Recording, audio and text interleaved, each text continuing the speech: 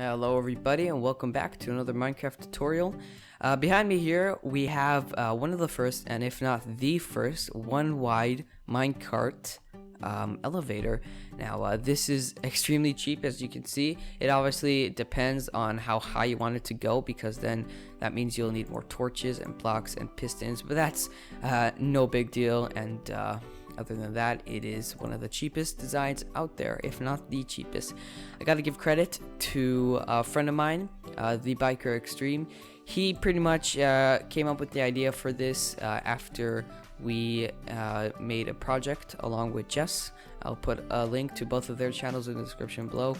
We made a one wide player elevator that is pretty much the same concept. The design's a little bit different, and yeah, so he made it into a minecart elevator.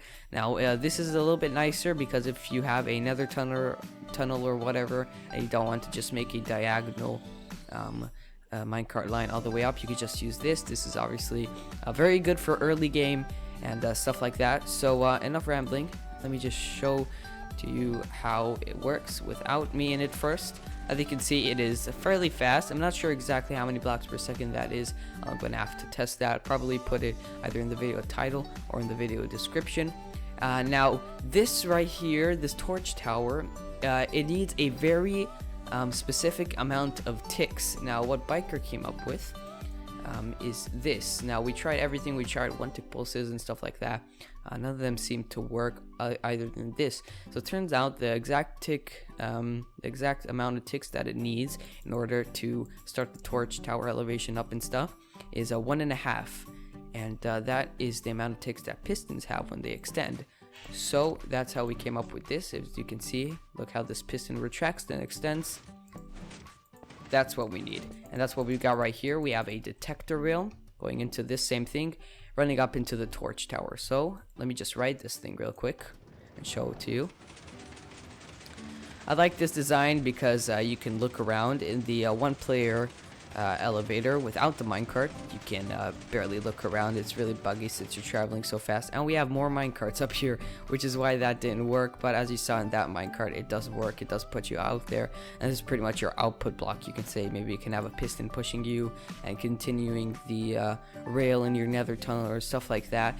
But nonetheless, this is a very nice design. It is 3 wide, and depends how high you want it to be. Just this bottom part here is 4 wide, but that's no big deal. This is pretty much the first and most compactest player and or minecart elevator out there. I have seen a one wide player elevator using the same mechanic that came out before our video, but it is much less compact in this way. So ours is pretty much the best you can get as far as I've seen. So let me show you how to build it. So what you're going to need is obviously some rails, a detector rail, a block of redstone, sticky piston, redstone dust, and a bunch of torches. Depends on how high you want it, but for the base you do need a piston, a sticky piston, redstone block, 2 redstone dusts, and 2 torches at least. So let's just have our rail right over here. Let's just have it this way. Let's just put our detector rail right over there. Let's just grab some power rails real quick so we can do this. Now, underneath the detector rail, if when your minecart rides over it, then it'll emit a redstone output, which is what we want, as you can see. So you put a sticky piston underneath the block with the detector rail, block of redstone over there, and you're going to put 2 redstone dusts right over there, running into a block with a redstone torch on top, another block, another redstone torch, and this is pretty much going to be your redstone torch tower. So you can just go up as much as you want. You just put torches right over here, just like so. Just do it one more, and then you're going to continue it. Put a block right over here. This block is actually important, otherwise you'll fly over here and it will not work. So then you want to place normal pistons. You can't do sticky pistons, but I don't want to, because you know, it'll retract this block and then it'll make a big mess. There we go. And now let's just see how it works. That is not correct. Yeah, that's not correct. We need another one right there. There we go. And yeah, let's see how this works. And there you go. So a short video. Hopefully you guys enjoyed this video. If you have, make sure to click on the like button. Hopefully you